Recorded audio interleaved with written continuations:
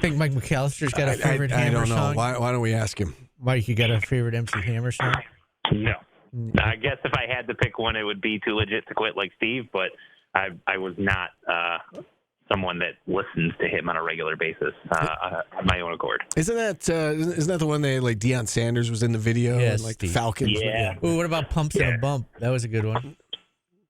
Yeah, I guess. Not really my wheelhouse. No. Yeah. The Addams Family? I mean, he had a lot of hits. He did, and he had baggy pants. But He did have that. I'm with Mike. I wasn't like a big MC Hammer fan per se. Have you seen her? Oh, that's a banger. No, that is a Ryan good Mullen. song. That's actually a good song. Yeah, I'm with. You slowed it down for slow skate. days. Slow skate. All right, Mike. Let's talk about. We'll start football here, and we'll work our way into basketball. I keep hearing over and over, and Paulie brought it up again today, and I'm not saying he's wrong, but a lot of people are saying, they should have made adjustments on defense. And I guess my response to that is, what adjustments would you make? I mean, they just got pushed around up front on both sides of the ball.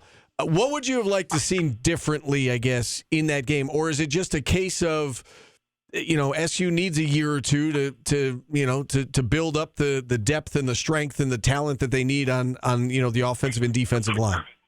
Well, I think both can be true. And let me briefly start with the offense and the offensive line. Even with the issues of the offensive line, they put up over 400 yards and scored 31 points. The offense, even though they left points on the board, you can say because Kyle McCord was pressured, there were those couple of turnovers, one directly as a result of pressure that kind of seemed to be the turning point in the game. Even still, you scored 31 points and put up 400 yards on the road. That's a game you should win, especially when you limit the other team to 60-some-odd passing yards. You should win that game. The reason they lost is because the defense performed terribly. Now, what adjustments could have been made? I think it's both true that they could have made some adjustments, or at least the fan complaint is that there were some things they would have liked to have seen, and if that doesn't work, it doesn't work. But it's also true that you need multiple years when you're completely changing your defensive scheme and you're trying to get, especially with the defensive line, running a new system and new responsibilities and things like that, you need time to get your guys in there, get them years with experience under their belt, et cetera. You're also missing two starters along the interior of the defensive line, which is another thing that needs to be considered here.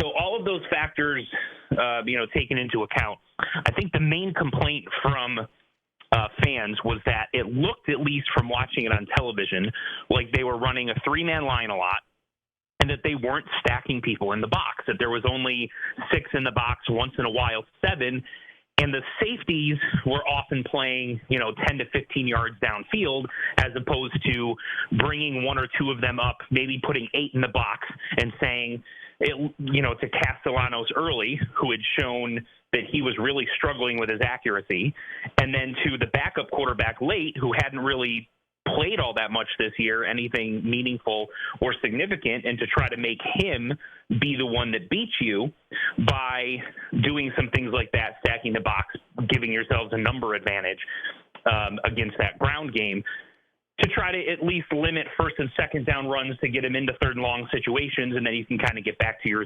three-man line and dropping people into coverage type of situation. I think the fact that we didn't see that more significantly is really where the issue with fans came in. And I do find it interesting, Mike, because one of the things that I think Fran Brown has been applauded for has been his ability to make adjustments, because they continue to get off to slow starts, and they were 6-2 going into that game. And so, you look at some of the games that they got off to slow starts and they respond. I mean, even the Stanford game that they lost, they got off to a slow start, were in a position to win that game. We've seen several examples of games where they started slow, but they finished strong. Virginia Tech game included in that. What do you make of the slow starts and the fact that, they dug themselves a 14-0 hole here before they really got started? I think part of it is the fact that defensively you struggle stopping the run. And so opposing teams come out and, a lot of teams want to establish the run early, especially some of the teams that Syracuse has played. You look at the way that Syracuse's defense is really built and the scheme that they want to implement, and it's really built to stop spread offenses, quick strike passing offenses. And they just happen to be running into a series of games. You think about Stanford, Pittsburgh, Boston College, Virginia Tech. Those teams are running teams. They're run-first teams in a lot of ways, and sort of the more traditional power run type of offenses. And Syracuse's defensive scheme, in reality, isn't really built to combat those type of offenses. Now, you should still be able to do some things in order to combat it, so it's not quite as bad where you're giving up 313 yards on the ground to a Boston College team. So there's some things to consider all along on both sides of that. The other, I think, where fans are really frustrated, if you toss the Pittsburgh game aside, you feel like this Syracuse team is better than that Stanford team, and is still better than the Boston College team you just played a couple days ago. So even though they're 6-3 and still have a good realistic shot at getting to 8 wins during the regular season and getting to a good bowl game, potentially finishing the season ranked, if you end up 8-4 in a regular season and win a good bowl game, or you find a way to upset Miami and win 9 games and get into a good bowl game, you still have a chance to finish the season ranked, and that would be a good season. But I think a lot of fans are looking at this like the Syracuse should have beaten Stanford and Syracuse should have beaten Boston College. We're better than both of those teams.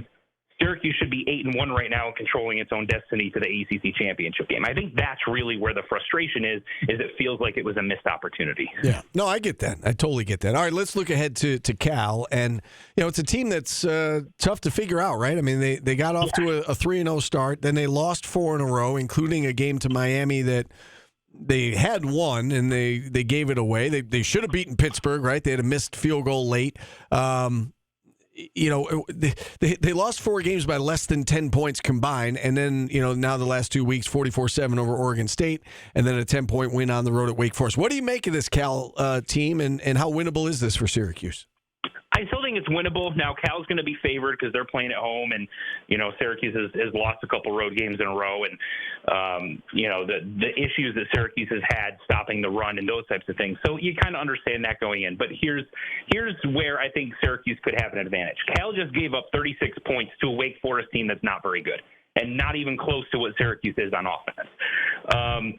But Cal's offense is pretty diverse and is pretty dynamic, and it has given teams some problems. They've just been inconsistent. Like, they put up over 40 points the last 2 weeks, but when they played Pittsburgh, they were in the teens, and they've been in the teens a few times this year. So I think Syracuse's biggest concern going into this week is the same thing that it's been the last several weeks. If you protect Kyle McCord, Syracuse is going to put up points. If you can stop the other team's running game from gashing you for 300-plus yards, and you can limit them to maybe 150, then your defense is going to do enough that whatever Kyle McCord and the offense can do should be enough to get you a win. It's the same formula. So I don't know what they can do defensively to try to shore up some of the issues that they had against Boston College this past week, but it's teams know what the blueprint is against Syracuse. It's with their defense against Syracuse's offense, it's to be really physical in the short and intermediate routes with Syracuse's wide receivers because they don't feel like Syracuse has a deep threat that can beat them over the top. Try to pressure McCord as much as possible. Offensively, teams are just going to pound the ball at Syracuse until Syracuse shows that it can stop you. And until Syracuse can figure those things out, that's what every team is going to do to Syracuse week in and week out. And it's going to be the same analysis of how does Syracuse beat this team week in and week out. All right, let's switch gears and talk a little basketball before we let you go. And this is a Colgate team that they're taking on tomorrow that has given them fits, the last several years. How concerned should SU fans be about Colgate coming to town? Man, I'd be very concerned almost regardless of who the opponent is based on what I saw in the last game. And, offensively, they weren't the most efficient, even though they put up over 80 points. I think some of that was mainly attributed to kind of first-game jitters. Like, I think they'll be better shooting the 3-ball than what they were against Lemoyne. And I think they'll cut down on the turnovers a little bit, things like that. But the biggest concern to me was the fact that they couldn't stay in front of any of Lemoyne's guards. And then Lemoyne goes and plays Cal State Northridge or whoever it was and only scored 50-some-odd points against them, but they scored 80-something against Syracuse. I know using the transitive property in college sports can be a little tricky, but it just gives you another piece of information that makes you a little bit concerned. So going into this game, Colgate, as you mentioned, is a team that's given them fits in the last few years. They're a team that is expected to be good again, is a team that's expected to be able to shoot the ball pretty well. Can Syracuse's defense show some signs of improvement after what they showed against Lemoyne? If they do, then I think you go back to feeling pretty positive about this group, because I do think they're going to be able to put up points most of the season.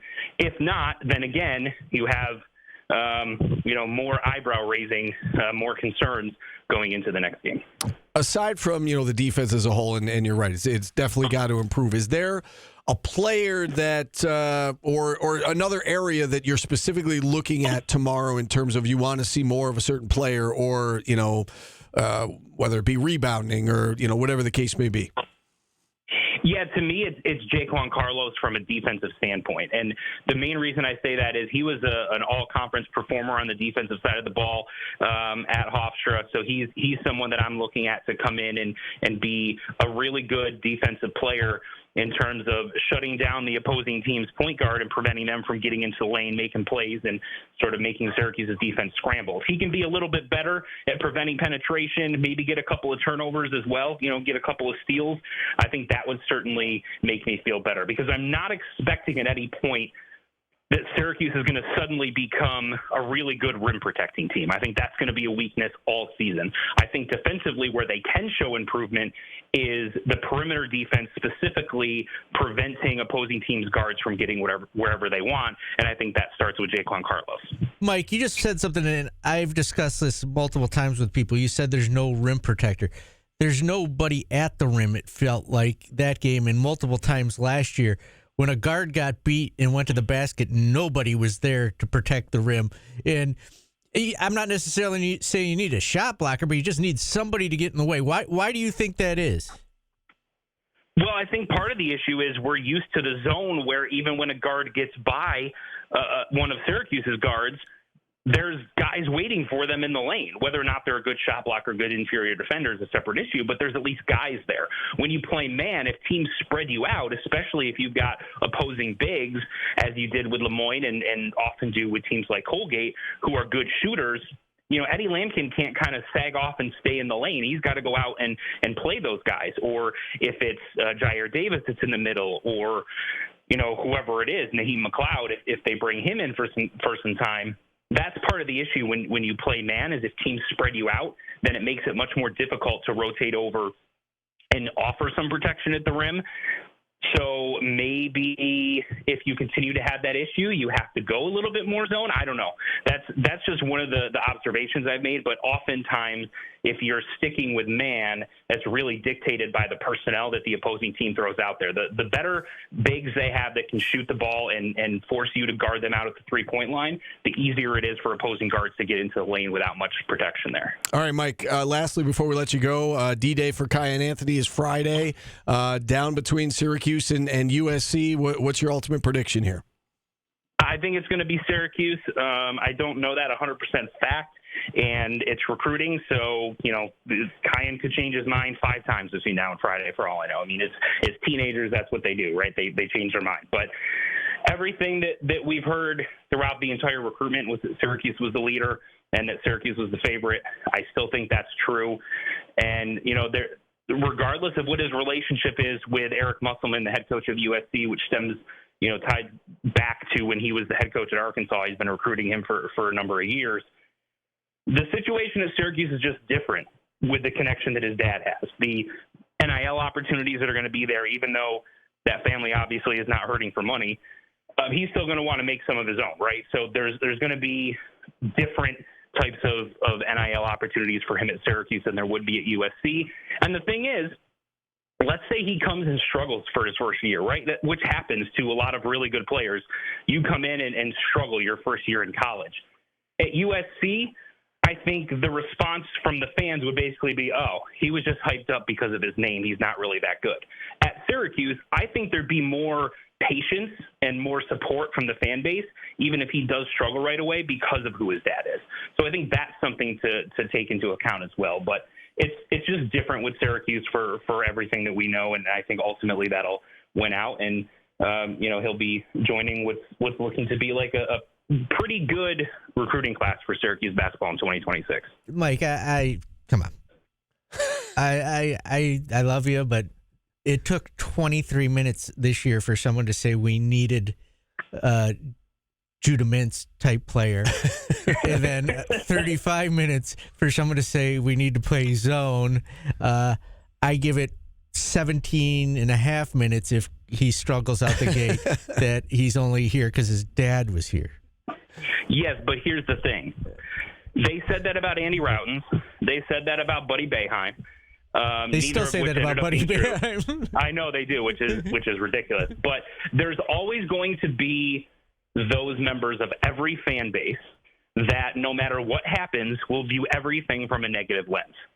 I can tell you that because I'm that fan with the Philadelphia Eagles. No matter what they do, I'm always negative about what they're going to do next.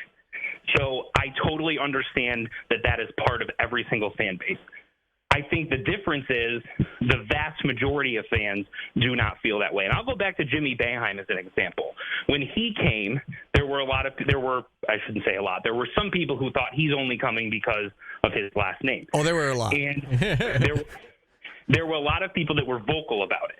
But at the Dome, the crowd that was at the game, they didn't boo him, they didn't yell at him, they didn't scream at him, whatever else. But you would get the people that would call in after games and say, why is he playing? He stinks, etc.